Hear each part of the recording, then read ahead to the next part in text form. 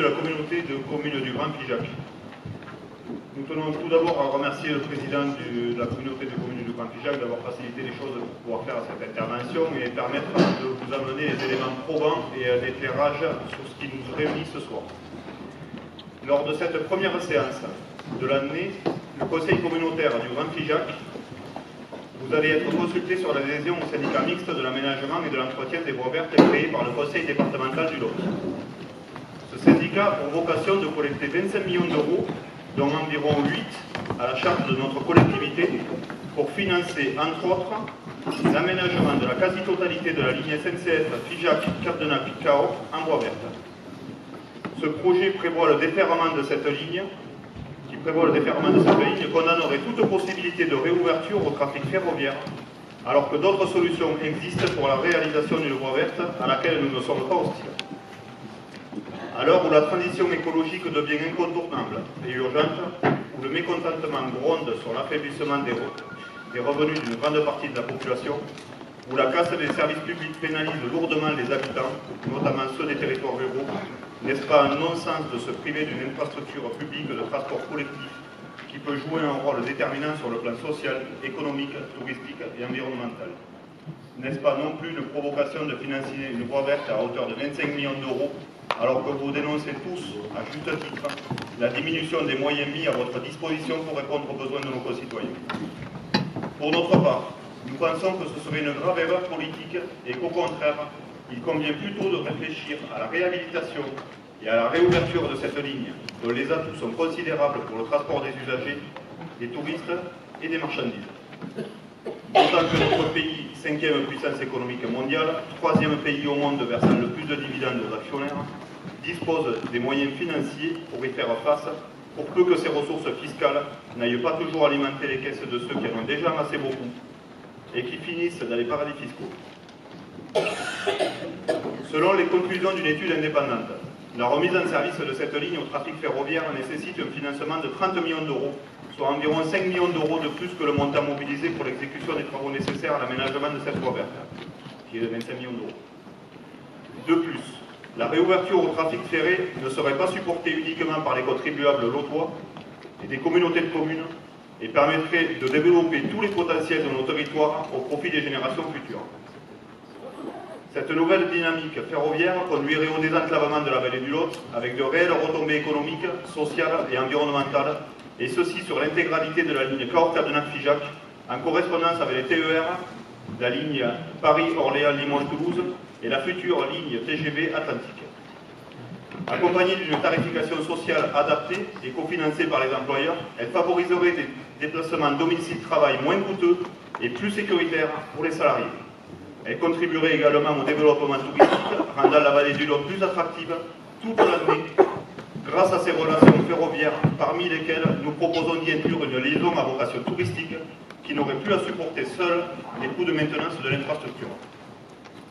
Le profil de la gare étant très adapté au transport fret, elle permettrait un report modal de la route vers le rail, tant en trafic locaux que nationaux. Rappelons qu'en 2000, 45 camions passaient sur la RD 802 à Figeac, contre plus de 900 aujourd'hui par jour. Enfin, le transport scolaire concerné pourrait s'effectuer en toute sécurité et s'articuler autour de circuits de rabattement par petits cars dans cette zone où le gabarit réduit des routes rend la sécurité des automobilistes précaire. Par ailleurs, comment ne pas voir que cette ligne pourrait constituer un itinéraire de contournement et de délestage pour la continuité du service voyageurs et marchandises en cas d'incident, d'accident, de travaux entre Capdenac et Brie. Sans compter les économies qui pourraient être réalisées sur l'entretien de nos routes départementales en forte dégradation en raison de l'explosion des trafics routiers. Autant d'atouts au service de l'intérêt général qui ne peuvent pas être annihilés par quelques postures individuelles et dogmatiques ou simplement commerciales. Que penser de la cohérence de certains élus du conseil régional, dont un de ses vice-présidents qui, le 6 mars 2017, prenait position contre le déferrement et qui aujourd'hui propose le contraire? N'oubliez pas que lors du plan rail, 200 000 € ont été injectés pour refaire l'aiguille d'accès à la ligne côté Capdenac. Il serait donc pour le moins contradictoire qu'une collectivité locale qui soutient la politique régionale porte un projet qui prévoit de consacrer une somme aussi importante pour des équipements dont la portée est plus que contestable au moment même où les collectivités territoriales contestent à juste titre la baisse de leur dotation et de leur capacité financière pour assumer certaines priorités locales, voirie, école, fonctionnement des services municipaux. Alors que le gouvernement préconise d'abandonner toutes les petites lignes qui irriguent nos territoires, déjà en grande souffrance, suite à toutes les décisions gouvernementales du moment, casse des écoles, des hôpitaux, des services publics de proximité, augmentation de différentes taxes sur les ménages, il serait pour le moins regrettable, pour ne pas dire désastreux, qu'un nouveau mauvais coup soit porté par nos élus de proximité au maintien de la ligne SNCF Cahors, Capdenac, qui, à contrario, pourrait être le poumon d'un schéma de développement économique et touristique véritablement structurant pour le Lot et au-delà. Alors que le gouvernement a adopté une loi qui engage l'éclatement et la libéralisation totale du secteur ferroviaire, la privatisation de la SNCF, la casse du réseau d'infrastructures ferroviaires, la disparition du fret ferroviaire, la remise en cause du statut des cheminots, nous attendons que vos décisions politiques soient des points d'appui aux habitants et aux citoyens que nous sommes et non des croche-pieds. Il est temps de passer de la parole aux actes. Ainsi, au-delà de vos prononcés contre l'adhésion de votre collectivité au syndicat mixte des Voies Vertes créé par le conseil départemental du Lot, nous vous demandons de soumettre à votre assemblée une motion d'opposition à tout déferrement au recouvrement de la ligne ferroviaire à Cahors, Capdenac-Figeac sur la base du texte que nous venons de vous exposer et d'orienter votre projet de voie verte sur les chemins existants ou à recréer. Nous tenons également à vous alerter sur la situation dégradée du service public de transport ferroviaire sur notre territoire, notamment suite à l'incendie de la gare de Figeac qui a fortement perturbé les circulations. Le service public de transport ferroviaire sur notre territoire nous met en relation avec les autres et permet le déplacement de travailleurs, de retraités, de sans-emploi, d'étudiants, de touristes, de personnes en situation de handicap. Les concitoyens dont vous êtes les représentants ont droit à un service public de transport de qualité, c'est le leur, et vous vous devez de le défendre. Ce moyen de transport de masse reste à ce jour le plus performant, le plus fiable quand il est bien exploité et le moins coûteux quand on considère l'ensemble des coûts, directs et indirects. Il permet de répondre aux défis de demain pour les déplacements des populations en harmonie avec l'environnement et leurs aspirations. Or, le plan de service de territoire, dit PST, qui a été signé dans le cadre de la nouvelle convention, permet à la SNCF de réduire les heures d'ouverture de guichet, voire d'engager leur fermeture périodique ou définitive. Des trains circulent sans contrôleur sur 2 lignes de notre région, avec toutes les conséquences désastreuses sur la sécurité des circulations, la sûreté à bord des trains, l'accès à bord sans titre de transport fortement verbalisé sous couvert de lutte antifraude. De même, la digitalisation des titres exclut une grande frange de la population. De nombreux dysfonctionnements perturbent le plan de transport établi suite aux besoins exprimés par l'autorité organisatrice, le Conseil régional d'Occitanie. Nous vous rappelons que nous sommes le seul territoire de la région à ne pas avoir de train cadencé vers la métropole toutes les 2 heures. A contrario, des gares ferment, des trains sont retardés, supprimés et des correspondances non assurées. Les services de la gare de Figeac, quant à eux, se remettent que trop lentement à niveau et la relation entre Aurillac et Clermont-Ferrand est toujours interrompue. Depuis quelques semaines, la reprise des circulations est partielle sur l'axe Brive, avec les arrêts en gare de Figeac prévus le 4 février prochain, et un espace provisoire d'accueil voyageurs devrait voir le jour au mois de mars. Mais tous ces efforts, pour lesquels les cheminots de terrain sont fortement mobilisés, vont être littéralement balayés par une coupure de ligne sur la section Saint-Denis-Pré-Martel-Brive de mi-mars à mi-juin, pour des travaux de maintenance qui empêchera toute circulation au-delà de Capdenac. Ni le train de nuit pour lequel nous nous battons depuis plusieurs années, ni les trains de pointe sur la ligne ne circuleront durant cette période de 4 mois, coupant littéralement notre territoire sur une très longue période de toute relation avec la capitale. Comme si le tableau que nous vous dressions n'était pas déjà suffisamment grave. Les appétits économiques et financiers dictés par les gouvernements successifs, les différentes réformes néfastes qu'ils ont engagées depuis ces dernières années et que nous avons combattues quasiment seuls, permettent désormais à la SNCF de sous-traiter massivement ses travaux d'entretien et de régénération du réseau à des entreprises privées à des coûts plus importants, tout en abaissant les normes de sécurité au détriment du service rendu aux citoyens, contribuables, de l'emploi des cheminots locaux et de l'incontournable transition écologique. Dans ce contexte dégradé, la voie ferrée de Cahors-Capdenac-Figeac aurait eu toute sa pertinence et son utilité dans la continuité du service public de transport ferroviaire et aurait pu garantir aux usagers un service fiable, robuste et connecté au reste du réseau.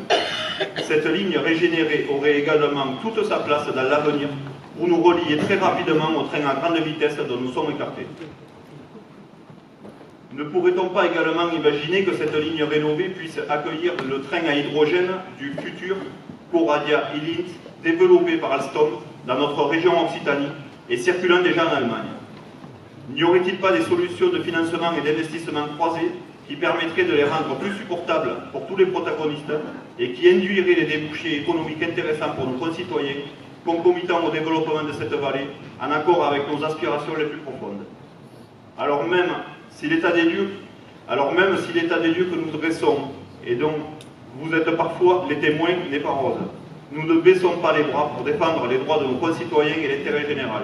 Dans la société dans laquelle nous vivons tous et dont l'horizon indépassable reste toujours la liberté de mouvement, l'égalité des territoires et la solidarité de ceux qui les composent. Enfin, sachez que par ce vote, nous parlons d'une convention SNCF département pouvant aller jusqu'à 40 ans et qu'à notre connaissance, pas une ligne démantelée dans le même contexte n'a été réouverte. Vous empiétez également sur le domaine de compétence du Conseil régional, ce qui représente à notre sens un délit démocratique, car celui-ci s'était positionné pour le non-déferrement de l'infrastructure lors de son déclassement du réseau ferré national et avait dans sa délibération exigé son maintien dans le patrimoine de SNCF Réseau afin de préserver l'avenir et envisager sa réouverture à terme, suite au débat qu'il avait organisé en région des écrits. C'est pourquoi nous vous demandons de voter contre l'adhésion au syndicat mixte de la Voie verte, de nous présenter les délibérations faites lors des conseils municipaux de nos communes respectives et d'en provoquer dans les communes qui ne l'auraient pas fait, d'organiser une grande consultation publique sur le département du Lot ainsi que sur la partie aveyronnaise de la communauté commune du Grand Figeac, élaborée conjointement par les deux parties. Au cas où vous n'accéderiez pas à ces exigences démocratiques qui font pourtant l'actualité brûlante du moment, ce qui serait politiquement désastreux, et que vous décidiez de passer en force ce vote, nous vous demandons de procéder par un vote à bulletin secret pour éviter toute intimidation et discrimination des élus qui ne voteraient pas dans le sens de la majorité. Merci de votre attention, faites le bon choix et n'hypothéquez pas l'avenir du service public ferroviaire.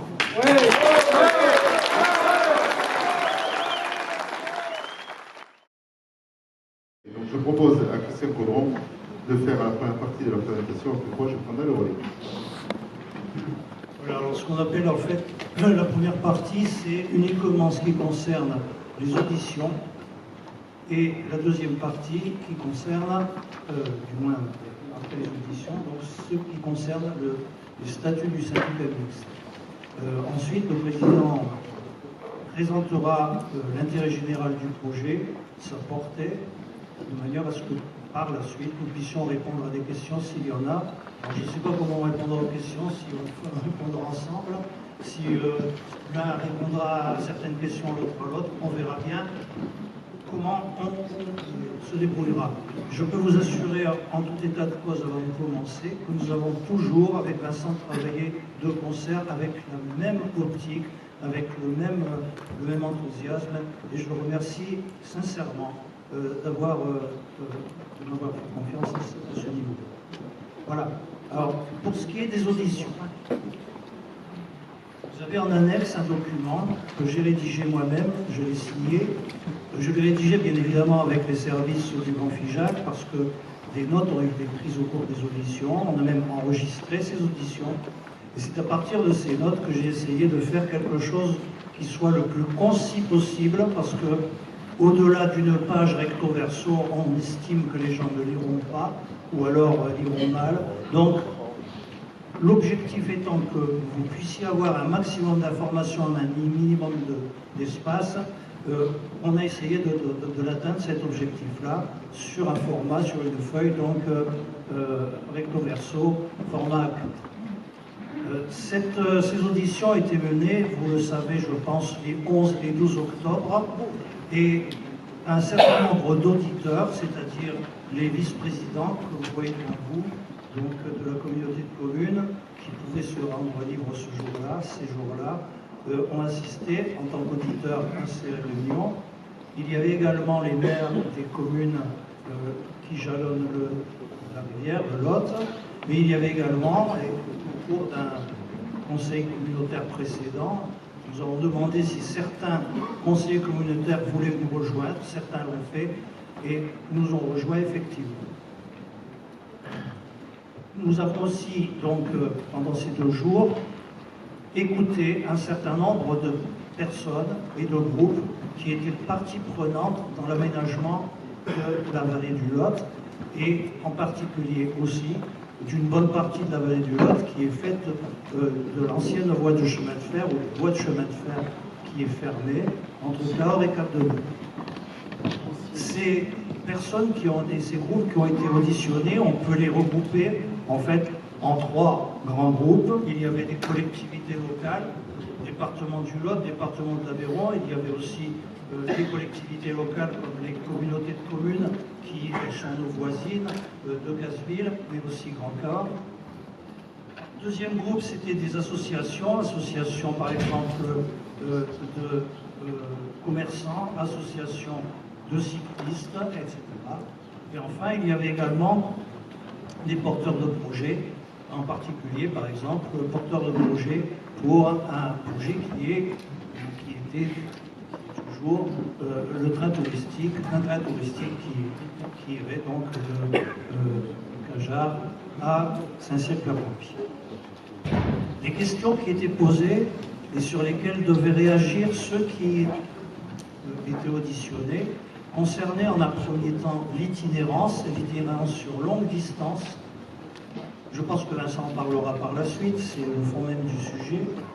La seconde question concernait le devenir de la ligne Cahors-Cap-de-Nac, ce que nous allions en faire. Et la troisième question concernait le syndicat mixte, parce que ce syndicat mixte était en gestation, il l'est toujours d'ailleurs, beaucoup ont déjà voté, il reste nous à voter. Et donc la question était, est-ce qu'on rejoint oui ou non ce syndicat mixte? L'objectif n'était pas de prendre une position que nous amènerions ici sous forme d'un texte qui serait à voter. L'objectif, je le rappelle, je l'ai déjà dit, mais je le rappelle encore une fois, c'était de vous donner à vous tous qui allez voter un maximum d'informations concernant ces 3 points, parce que ce sont les 3 points essentiels concernant le syndicat mixte voie verte. Vous avez vu cette synthèse, je répète encore une fois, si jamais il y a une contestation quelle qu'elle soit, j'en suis absolument responsable et vous pourrez me poser des questions à moi. J'ai essayé d'être le plus concis possible, mais également le plus objectif possible. J'espère que vous en êtes rendu compte. En tout cas, je vous remercie d'avoir lu ce document. Une première constatation rapide, c'est que tout le monde était d'accord sur l'objectif de l'itinérance, et de l'itinérance douce sur longue distance. Nous n'avons trouvé personne qui soit là. Tout le monde a trouvé que c'était une bonne idée. Association, on n'a pas le droit. Alors, s'il vous plaît, là-dessus, je pense que nous sommes la seule communauté de communes à avoir organisé des auditions. Nous sommes la seule communauté de communes. Alors raconte pas de bêtises. Tu vas me dire qu'on n'était pas là. Nous sommes la seule communauté de communes à vous avoir laissé un temps d'expression avant le débat. Donc il faut que chacun se respecte. J'ai reçu une délégation de 6 personnes avant le conseil communautaire. On n'est peut-être pas d'accord sur le sujet. C'est pas vrai, tu nous as mais par pas contre, on reçu. doit se respecter. Et le respect dans cette salle, il commence par le silence du public. Désolé. Non, je suis désolé. Mais encore une fois, je ne peux être intransigeant avec cette règle. Vous avez eu l'occasion de vous exprimer. Je ne comprends pas. Eh ben, on continue. Non, s'il vous plaît. On est déterminé à délibérer. Le voie verte, oui, mais pas sur la voie ferrée. C'est un dossier pipé. Tout est pipé. Tout est pipé. Bon, soit vous respectez, soit je suis désolé, mais on ne pourra pas continuer la présentation comme ça. J'en serais vraiment désolé parce que on en a convenu avec certains d'entre vous. Il est quand même intéressant que vous connaissiez le projet qui est porté. D'accord ? C'est pipé d'avance. Des airs médicaux dans la voie verte. Comme le débat Macron, c'est pipé d'avance, c'est pareil. Je pense qu'il faut respecter la démocratie, s'il vous plaît.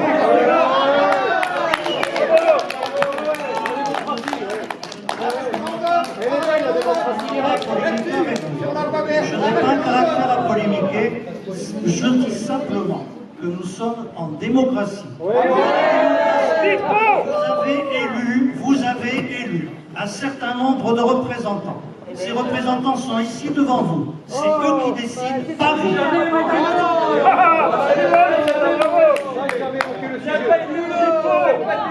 Alors je vais reprendre le fil si vous le voulez bien. Je vais reprendre le fil si vous voulez bien. Je disais à l'instant que pour ce qui concerne, la première question, c'est-à-dire le projet d'itinérance, je ne vois vraiment pas en quoi ça vous gêne. L'énorme majorité, si dans la totalité de ceux qui étaient interviewés, étaient pour. Par contre, si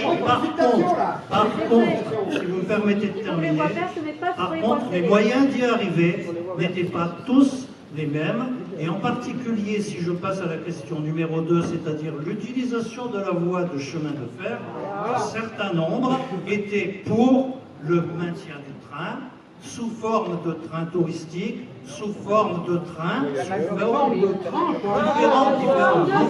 porté volontaire pour ça. Alors, vous voyez bien que si vous écoutez jusqu'au bout, il n'y aura aucun problème. Par contre, moi personnellement, je vous le dis tout net, si vous recommencez ce genre de truc, j'arrête, c'est pas la peine de continuer. On est d'accord? Merci beaucoup. Donc voilà, pour ce qui concerne la troisième question, c'est-à-dire l'adhésion au syndicat mixte ou pas, la réponse a été en général la suivante. Mais écoutez, nous ne sommes pas compétents pour répondre à cette question.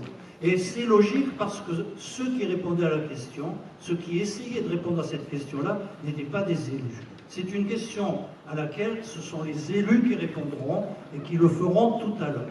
Mais dans la mesure où il n'était pas question pour eux de répondre, que voulez-vous qu'ils ne pouvaient pas répondre, que voulez-vous qu'ils disent? Donc il était logique que maintenant, les élus puissent opter, faire leur choix sur l'adhésion au syndicat mixte ou pas. Les autres groupes n'étaient pas concernés et je comprends tout à fait ce qu'ils ont dit, ils étaient honnêtes et je retranscris honnêtement ce qu'ils ont dit. Non, il faut du courage. Vous savez, vous le savez. Madame, non, mais monsieur, madame, c'est la dernière, c'est les dernières. Je demanderai une suspension de séance si vous n'arrêtez pas, une évacuation de la salle. Je suis désolé, j'aurais vraiment préféré que ça se passe autrement. La démocratie, c'est... Ne parlez pas de la démocratie! On va nous faire des leçons de démocratie. C'est grave! C'est ça la démocratie. Il faut prendre tous les paramètres. Tout est pipé! La démocratie est unique! Le prochain incident, je suspends la séance et je demanderai l'évacuation de la salle. C'est à vous de voir. Alors, on partira pas! On s'était mis d'accord au téléphone. On s'était mis d'accord au téléphone. Téléphone rose, oui. Bon, en tous les cas, je laisse Christian Faudron continuer et je vous avertis, au prochain incident, je serai obligé de passer à la Résistance jusqu'au bout. Passer la nuit ici. Non, moi j'attends que ça se taise. Il appellera les forces de l'ordre pour évacuer la salle. Je n'ai jamais continué dans ces conditions-là. Appelez les forces de l'ordre. Nous, on appelle les médias. On appelle les médias.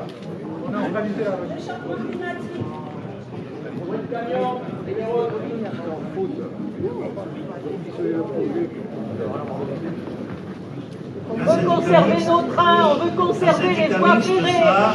Des statuts.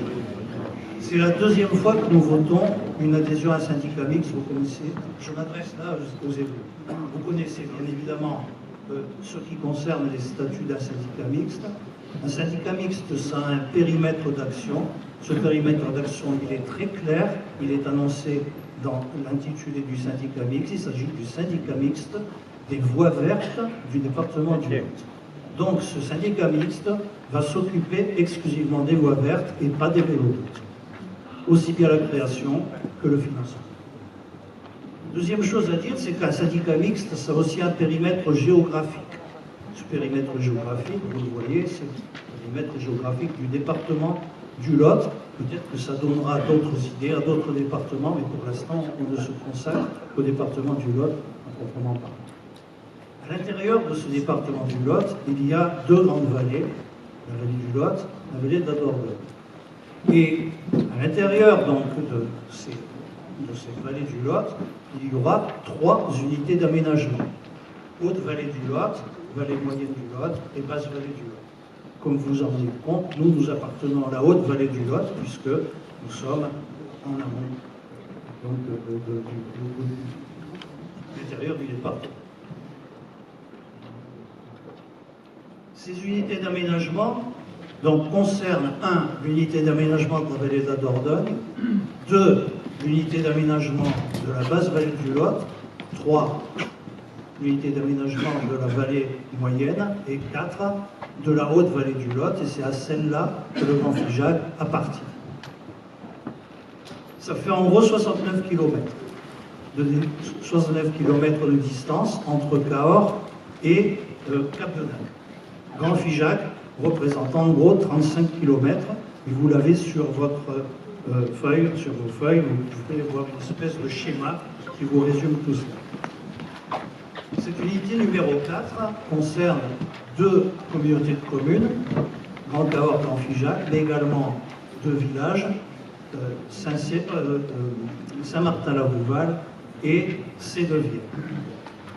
Un syndicat mixte est concerné aussi par des problèmes de gouvernance. Pour ce qui concerne la gouvernance, le point essentiel, c'est qu'il y aura une parité de voix entre les départements et le reste, c'est-à-dire les collectivités locales, aussi bien au niveau du socle commun de compétences, qui se traite en comité syndical, que des unités d'aménagement proprement parlé, qui se traitent dans des collèges. Exemple de parité au niveau des voix, pour le comité syndical, le département aura 24 voix, les autres aussi 24 voix. Pour ce qui est du collège numéro 4, qui nous concerne, pour l'unité d'aménagement numéro 4, le département aura 42 voix et les autres 42 voix également.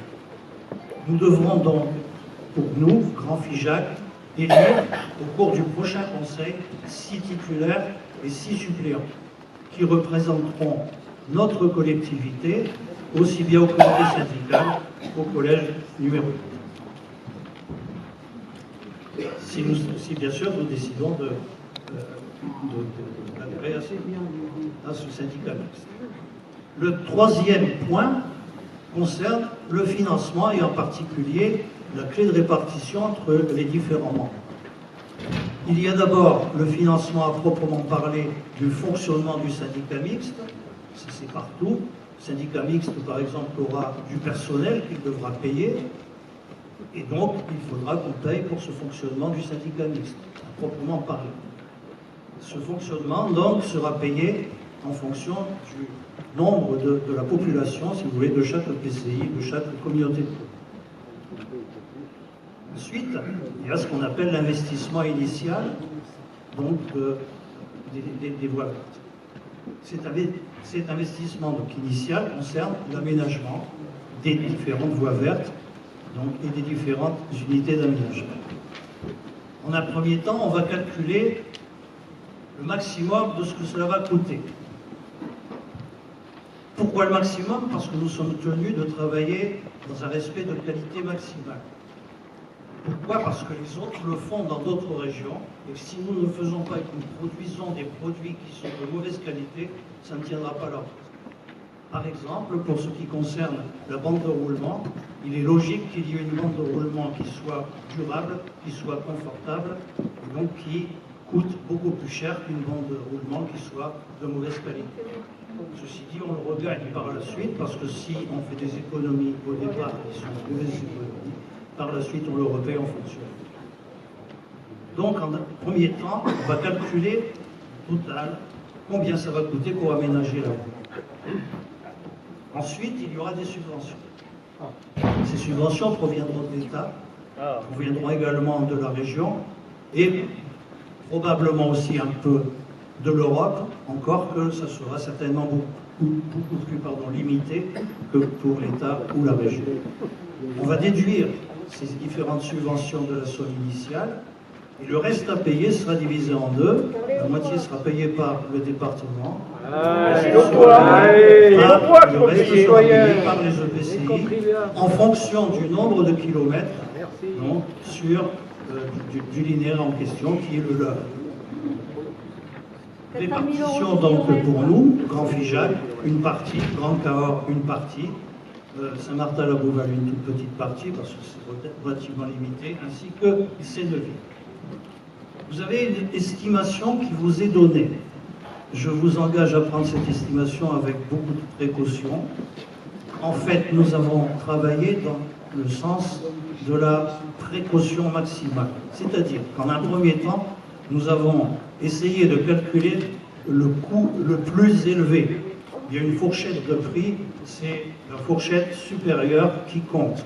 En gros, 24 millions d'euros hors taxe.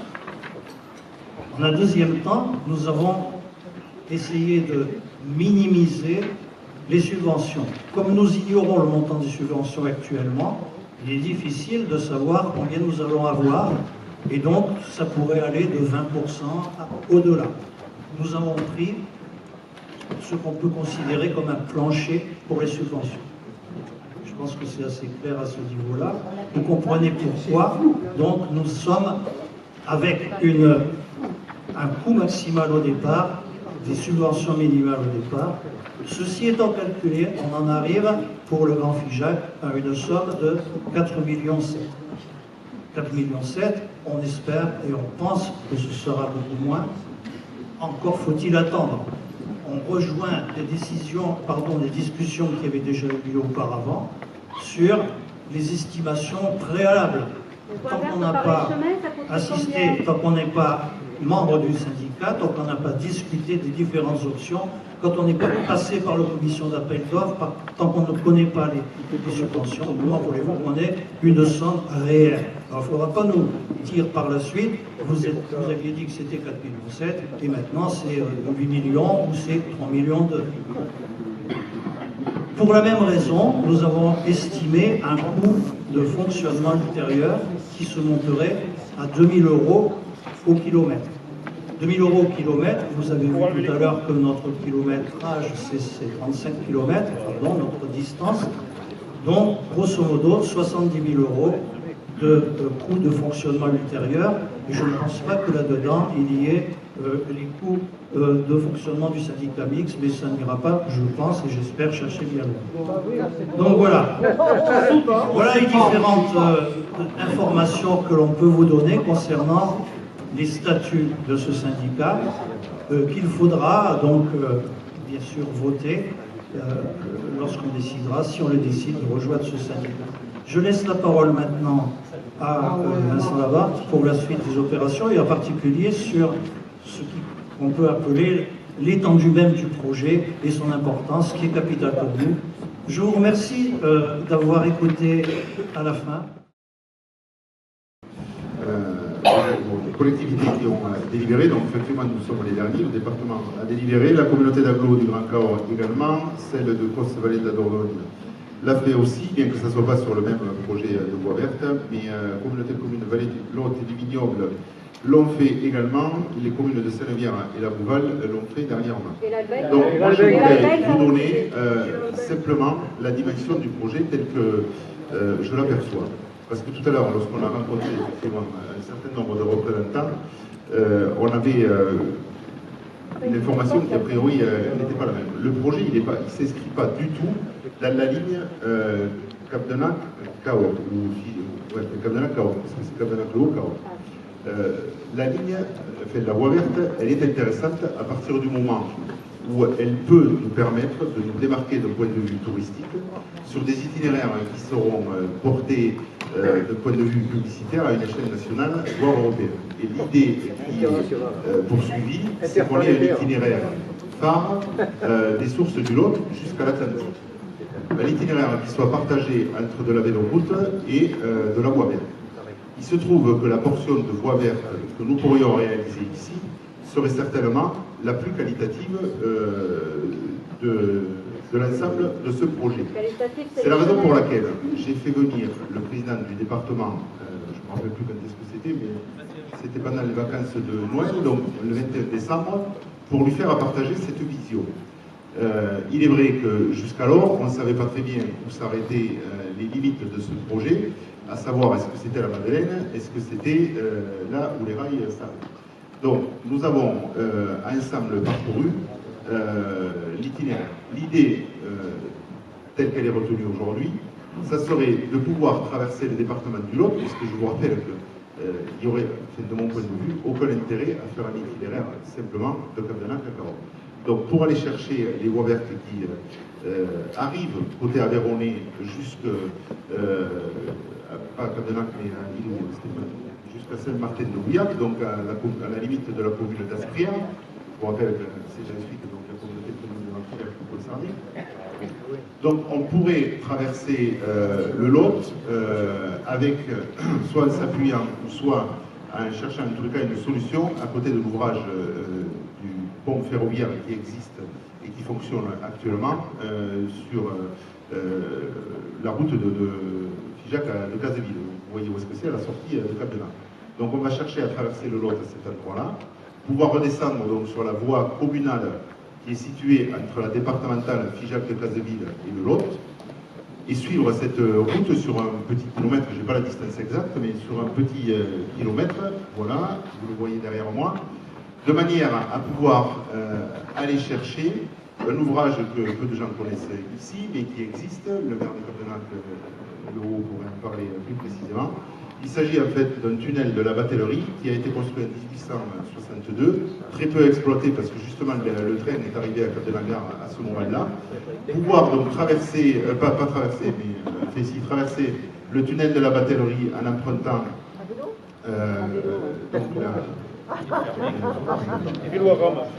le chemin de halage qui est sur le bord. Ensuite, suivre le Lot, rive droite, sur la commune de Capdenac-le-Haut, pour aller chercher, en fait, au village du Soulier, l'ancienne voie ferrée, Cahors-Capdenac. Donc le projet, c'est celui-là. Il peut se raccorder depuis, comme je vous l'ai dit, les sources du Lot jusqu'à l'Atlantique, mais il peut aussi se raccorder à des voies qui arrivent depuis Clermont-Ferrand. J'ai l'impression d'entendre Macron. Je fais partie de ceux qui croient, effectivement, que si nous souhaitons développer le tourisme sur notre territoire, il faut que nous ayons des équipes. C'est 2 mois le tourisme. Le tourisme, c'est 2 mois. La mobilité quotidienne, c'est important. Je ne suis pas habilité à vous répondre, mais le tourisme, c'est 2 mois. Et je suis persuadé, chers amis, que nous verrons aussi beaucoup de lotois sur cette voie verte.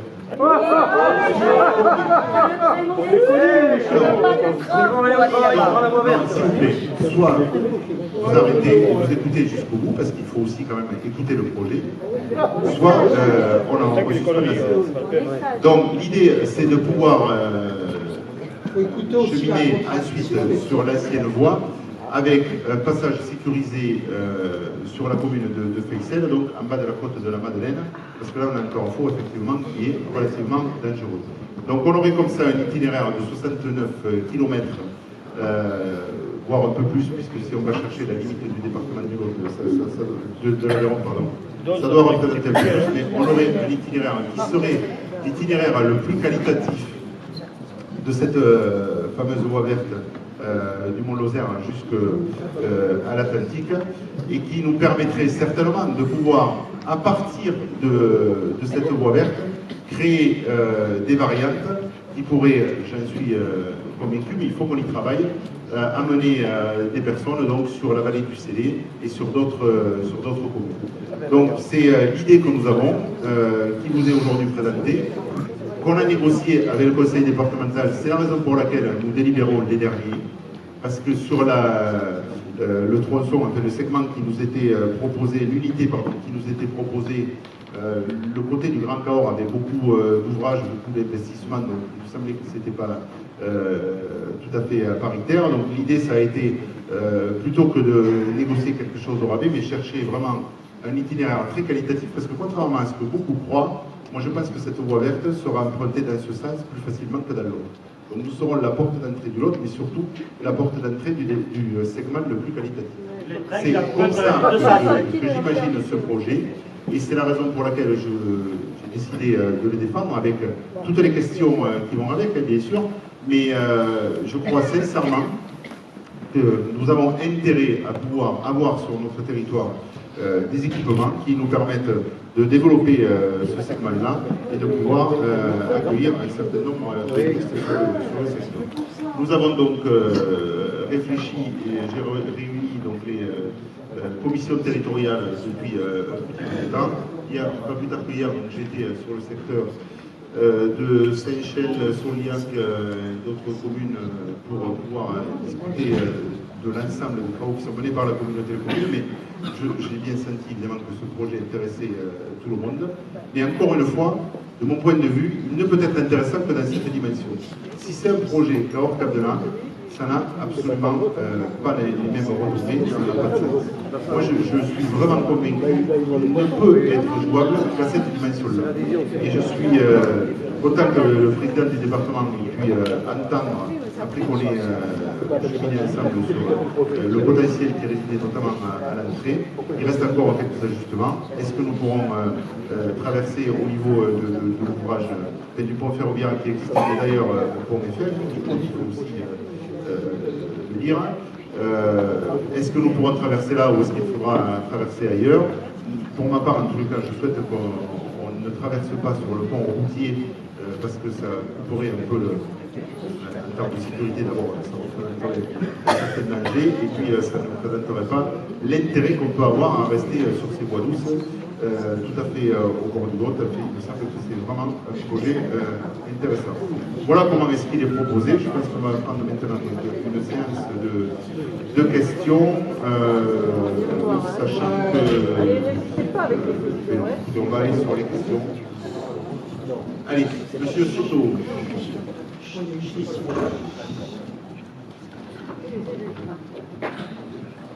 Oui, beaucoup de choses à dire.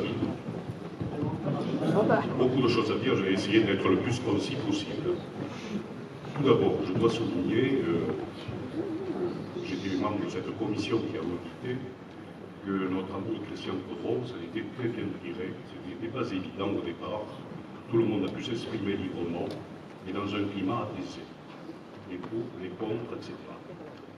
Par contre, sur la forme, il nous est apparu très vite, et surtout lorsque nous avons audité M. Serge Rigal, président du conseil départemental, que peut-être la messe était dite, que nous avions une commission qui était à rebours, que les décisions avaient déjà été prises en faisant en sorte que le syndicat mixte avait décidé à l'unanimité, ce que je regrette, parce qu'il aurait eu ce que j'ai appelé d'autres aussi un début de démocratie. Il aurait fallu que nos conseillers départementaux, qui sont 8 dans le cadre de la communauté de communes de Figeac, du Grand Figeac, nous auditionnent, nous, pour prendre cette décision sur la dynamique départementale.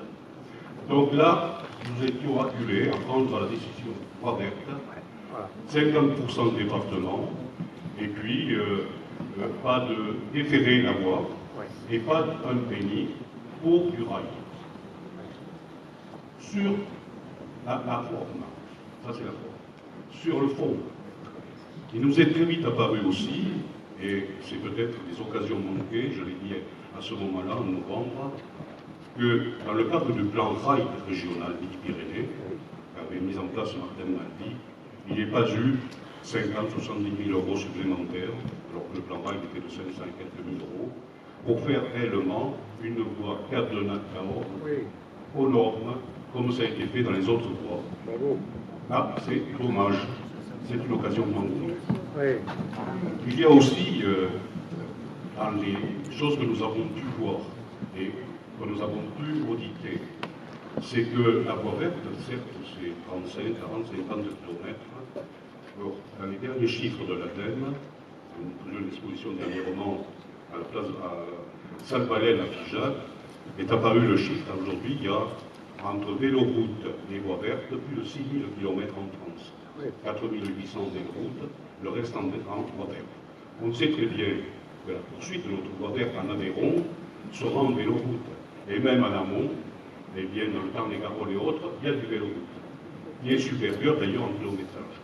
Les cyclos que nous avons audités nous ont dit, eh bien, vous changez les signalétiques, nous, ça nous convient très bien les vélo-routes. D'ailleurs, ils les pratiquent déjà. Nous savons aussi que dans cette vallée, il y a un chemin de halage, très prisé sur le parcours Bouziès, Saint-Cyr-la-Coquille, que le parcours vers Séneguière, Calvignac, Caja peut se faire par le chemin de halage. Or, il fallait utiliser le secteur de voie ferrée. Là, je dirais que c'est peut-être ce qui blesse.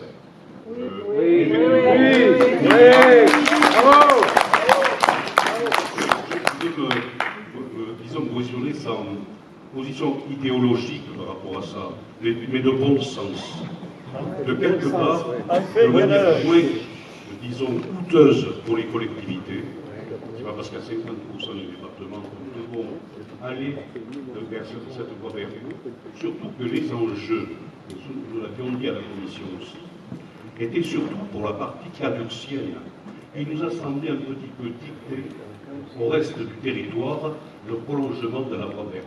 On comprend que Cahors, j'ai des amis qui ont voté pour la voie verte sur Cahors, les enjeux ne sont pas les mêmes. C'est une préfecture qui doit avoir des transports doux, qui est très encombré, stationnement et autres, entrée et sortie, et c'est peut-être une aubaine d'utiliser la voie ferrée sous forme de voie verte. Mais nous, ce n'est pas le même enjeu sur notre territoire. C'est vrai qu'il y a un enjeu touristique, d'image pour le Lot. Mais vous savez, l'image entre vélo-route, nous vont faire l'Aveyron, le Tarn-et-Garonne et autres, vélo-route, voie verte, etc., elle se dilue.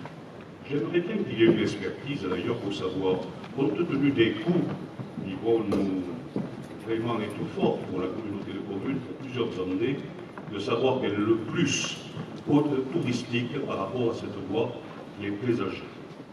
Et je terminerai, mais on aurait beaucoup de choses à dire, une en particulier que je connais bien. Il y a le tronçon aujourd'hui entre Bouillac, Flagnac, Saint-Martin, il y a Grand-Barbe, etc. Il y a des tronçons réalisés en vélo-route.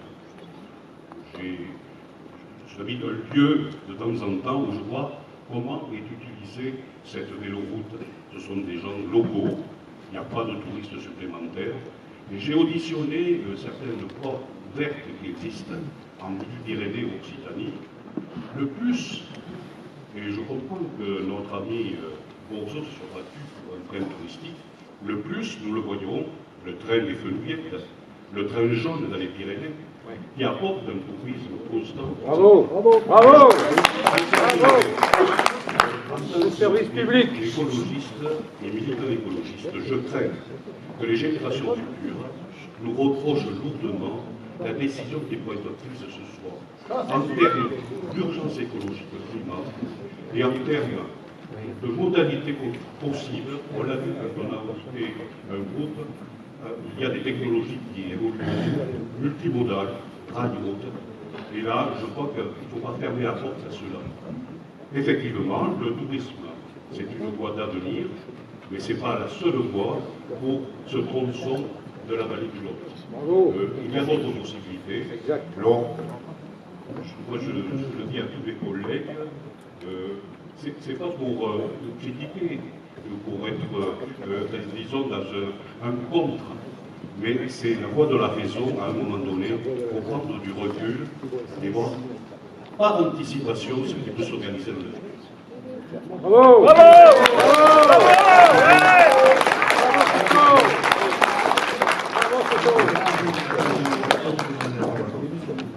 Juste pour répondre entre la vélo-route et la voie verte, oui, la vélo-route est aussi une possibilité. Elle apporte quand même beaucoup moins de confort. Il faut le reconnaître quand on se promène un vélo en famille. C'est pas tout à fait ensuite, je sais que certains ne sont pas d'accord avec ça, mais je ne pense pas à aucun moment que le projet de voie verte puisse remettre en question un jour l'utilisation de cet itinéraire pour un train éventuel. C'est irréversible. C'est irréversible. On vous vend du rêve, messieurs les élus. 400 000 € du kilomètre. 400 000 €. 400 000 € du kilomètre. S'il vous plaît, la présentation, je suis d'accord. Les débats, je ne suis pas d'accord. Si vous souhaitez que tout le monde s'exprime, s'il vous plaît. non monsieur. Est-ce que je peux poser si vous prenez la parole, question? Je suis pas la séance. Je vous avertis. Minuscule. Non, minuscule. C'est la démocratie. Minuscule. C'est la démocratie. S'il vous plaît. S'il vous plaît.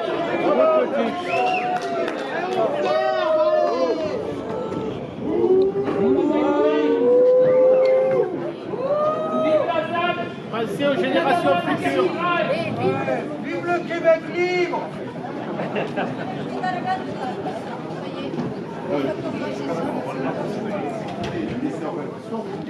Il ne faut pas dire de mensonges. Il faut arrêter avec les mensonges, monsieur. On remettra la voie quand on aura fait une voie verte. Vous savez comme moi que c'est faux.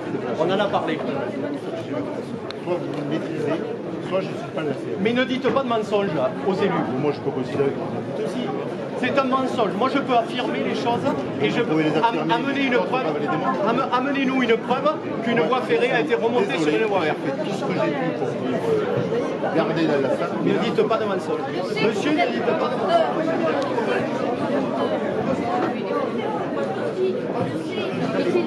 Ils vous vendent du rêve. Ils vous vendent du rêve. 400 000 € du kilomètre. On ferme vos écoles. On ferme vos gares. Vous allez mettre 400 000 € sur une voie verte au kilomètre. Bravo. Il dit je suis habitué à décider. Il n'est pas habitué.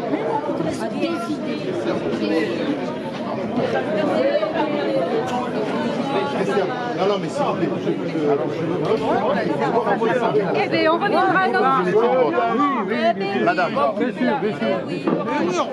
est-ce qu'on peut terminer Isabelle, tu connais avec vous? Vous préférez pas Soit vous restez là et vous nous laissez débattre tranquille et délibérer. Vous dites quelque chose. Je préside des assemblées depuis assez longtemps. Mais ça laisse évoquer les arguments. La police présidente, c'est moi. Je suis désolé, c'est comme ça. C'est moi-même qui Vous me traitez de ce que Non, mais attendez. Vous croyez que je ne suis pas habitué? Mais maintenant, je vous explique en face pourquoi je... Mais je m'en fiche, j'ai pas besoin de votre explication. Alors à ce moment-là... Traitez-moi de Charlot aussi souvent que vous le voulez. C'est trop facile. C'est trop facile à mon point. Mais j'allais vous Donc, expliquer. soit je fais évacuer la salle.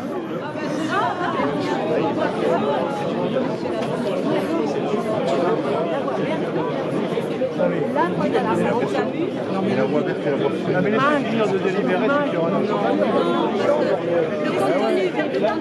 Non, mais attendez, il y a une opposition. Non, mais moi je parle avec monsieur Ladame. Quand tu parles avec qui tu veux, c'est pas toi qui organise l'histoire. Je m'en fous, je suis là. Donc je fais ce que je vois cette vient de faire. Tout à l'heure, l'organisation. On reste là. On reste là. On a des oppositions.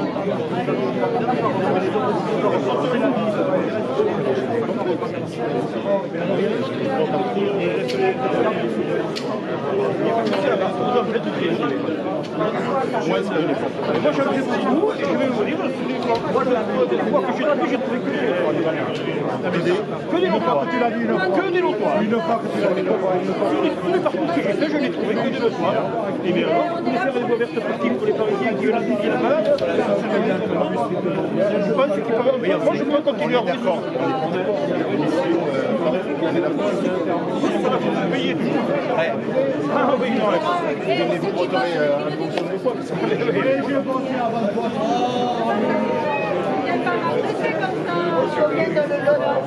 Le but, c'est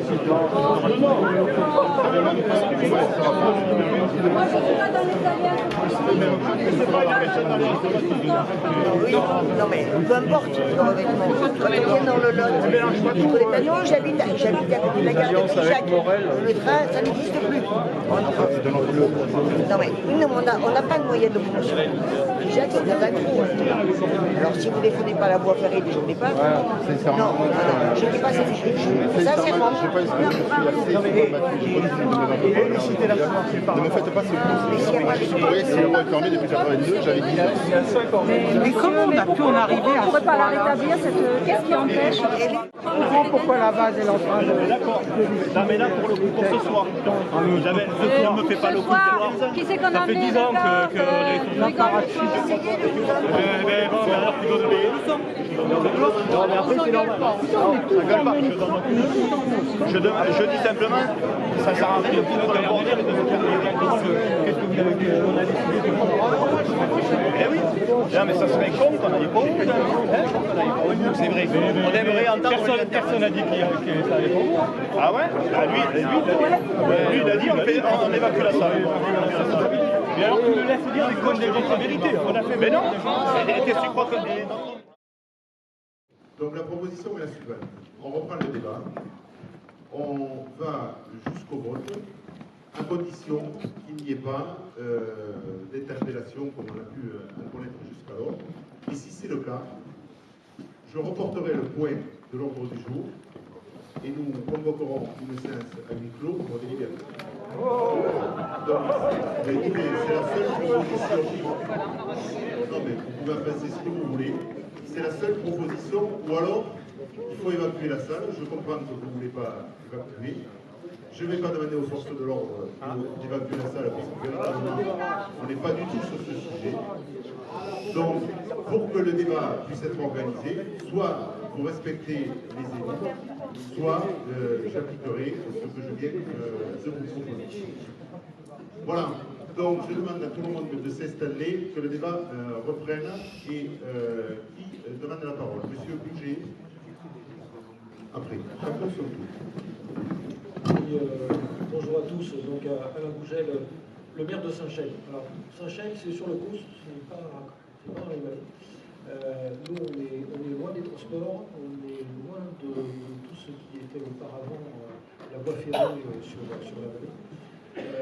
Par contre, effectivement, c'était, je pense, la voie verte nous apparaît en tout cas une opportunité sur les territoires qui sont en périphérie pour pouvoir développer des itinérances fixes sur l'ensemble de tout le territoire. On est sur un secteur qui est, là je parle pour le secteur du pôle de pleine nature de la vallée du Séné, qui est sur un endroit où on a la chance d'avoir à la fois de la nature et du patrimoine. Alors, cette nature et ce patrimoine, on en fait profiter, je dirais, d'abord les habitants, et nous on y tient beaucoup, on essaie de le protéger, et on essaie également de le faire découvrir. Et pas de le faire découvrir avec des automobiles, pas de le faire découvrir avec des motos, pas de le faire découvrir avec des UM, mais de le faire découvrir à pied et à vélo. Et ça nous semble être une énorme opportunité si on arrive à faire des parcours transversaux qui partent de cette voie et qui permettent d'accéder à des territoires qui aujourd'hui sont largement méconnus et sur des territoires sur lesquels on ne veut pas voir arriver un flot d'automobiles. Donc ça nous paraît être surtout dans l'avenir, avec le développement notamment de l'électrique, tout à fait possible de faire un dénivelé de 300 mètres, parce que c'est à peu près ça pour monter sur le Causse, de redescendre dans la vallée du Célé, de faire une boucle. C'est ce que l'on voit aujourd'hui avec le développement des chemins de Compostelle. On a la chance sur notre territoire d'avoir la possibilité de faire la boucle vallée du Lot, vallée du Célé. Alors à pied sur les chemins de Compostelle, c'est plus difficile de s'aventurer et de faire des incursions sur le Causse de Saint-Chelles, sur le Causse d'Espédaillac. C'est déjà un peu plus compliqué. Par contre, avec les vélos, et notamment les vélos électriques, on peut tout à fait envisager ça.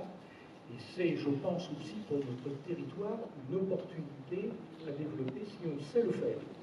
Alors, savoir le faire, c'est aussi y inclure un certain nombre de possibilités nouvelles, d'idées nouvelles, de découverte de notre patrimoine, de découverte de notre nature. Donc il faut aussi être inventif de notre côté pour saisir cette opportunité. Et je pense sincèrement que pour le territoire, on ne parle plus de la vallée en mais pour le territoire, c'est une belle opportunité. Jacques. Oui, Vous savez tous que j'ai milité pendant 8 ans pour un projet de train touristique et de voie verte, un projet combiné, puisque je suis maire de Cajar, donc une ville touristique, la deuxième ville la plus touristique du département, du Grand Figeac, pardon. Et j'aimerais bien du département, mais c'est pas possible. Mais c'est vrai que lorsque les touristes viennent à Cajar, beaucoup me demandent mais qu'est-ce qu'on peut faire à Cajar, et on aimerait faire des circuits cyclotouristes sur le territoire en sécurité. Alors j'aurais dit écoutez, moi je me suis positionné pour un projet mixte, je ne suis pas du tout contre la voie verte bien entendu. Moi je reprends je retiens ce qu'a dit Antoine Soto qui est tout à fait juste. C'est vrai qu'un projet mixte train touristique voie verte me paraissait être très pertinent sur cette portion de Cajar Saint-Cyr-de-Pé. Ceci étant, je suis un démocrate, j'ai bien compris qu'au niveau du Grand Figeac, une grande majorité de mes collègues préféraient donc une voie verte. Donc je me rallie à ce projet de voie verte, considérant que le tourisme est pour moi une économie très importante, et que cette voie verte permettra quand même, et ça je rejoins aussi le maire de Saint-Chel, de partir de Cajar et faire des boucles sur la vallée du Lot, aller jusqu'à la vallée du Sudé, peut-être même plus loin, puisque maintenant avec les vélos électriques, on peut aller beaucoup plus loin sans peine. Donc je me rallierai à la majorité de mes collègues, mais je suis quand même déçu, et je dois le dire, que je n'ai pas un train touristique entre Cajar et Saint-Cyr-de-Pé.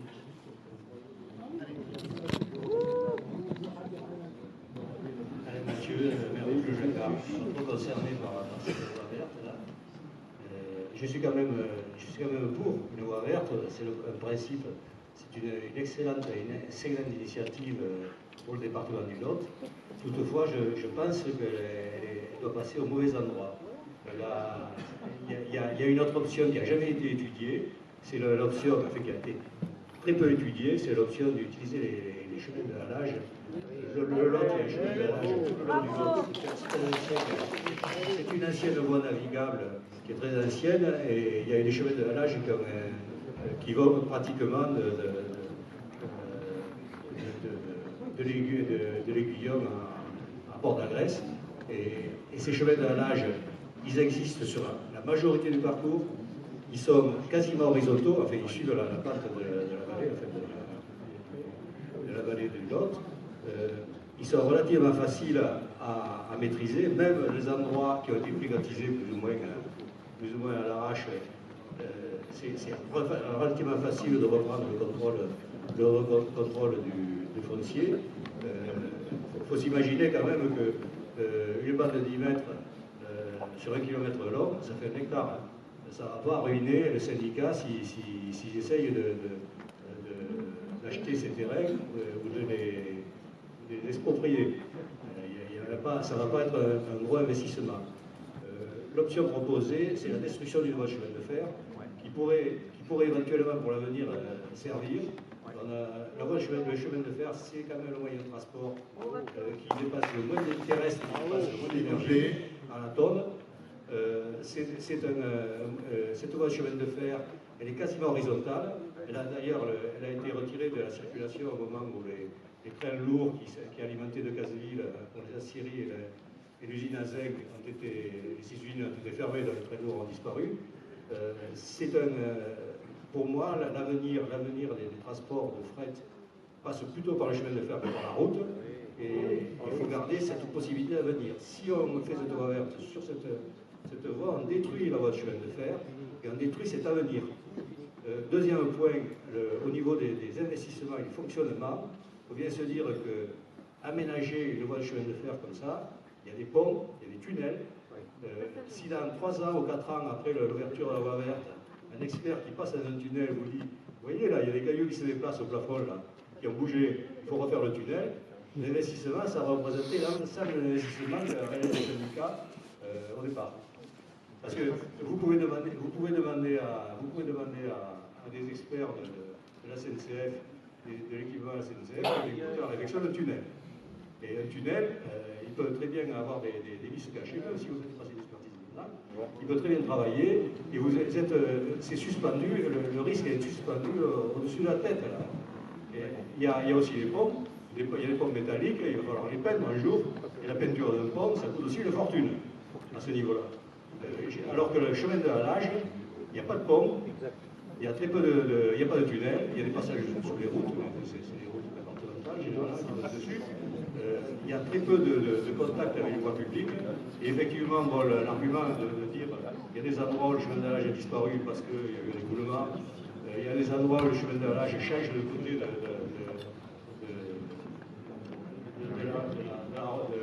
la vallée. Donc il va falloir peut-être utiliser la voie publique pour faire le transfert. C'est possible. En général, il est sur la rive gauche du Lot.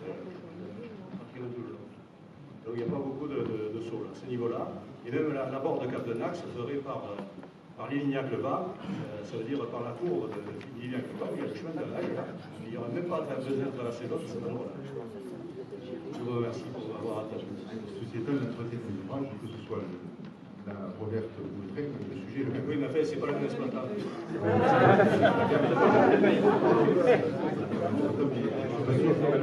suis pas sûr que l'exploitant marque André. Oui, bonsoir. Je ne suis pas certain qu'il soit si facile de récupérer le foncier des chemins de halage qui n'existent plus. Et le problème des chemins de halage, ça pose un problème d'entretien aussi. Le problème des chemins de halage aussi, c'est le problème de l'entretien de la voie verte lors des crues qui risquent effectivement, comme ils sont juste à la hauteur du Lot, c'est des chemins qui risquent d'être emmenés effectivement à toutes les crues de Lot. Ça, c'est déjà une chose. J'ai utilisé sur 200 km la voie verte de la vallée de la Loire. Une voie verte ne s'adresse absolument pas au même public que les véloroutes.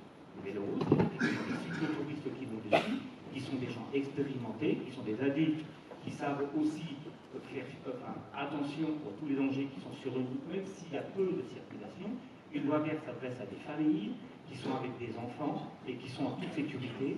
Et sur la vallée de la Loire, j'ai vu des familles, j'ai vu des groupes aussi encadrés par des adultes, avec des adolescents. Ça n'aurait pas été possible effectivement sur une véloroute. Ça c'est déjà un point. Un autre point, on dit effectivement le tourisme c'est 2 mois dans l'année. Le chemin de Saint-Jacques, vous savez très bien que ce n'est pas 2 mois dans l'année, que le moment où il y a le plus de monde sur le chemin de Saint-Jacques, c'est le mois d'avril. Et ça va après jusqu'en automne. La voie verte, effectivement, qui permet à des tas de monde effectivement d'aller dessus, c'est pas 2 mois. Ça représente aussi un outil économique énorme. Je me suis beaucoup renseigné quand j'ai été effectivement sur la vallée de la Loire. La vallée de la Loire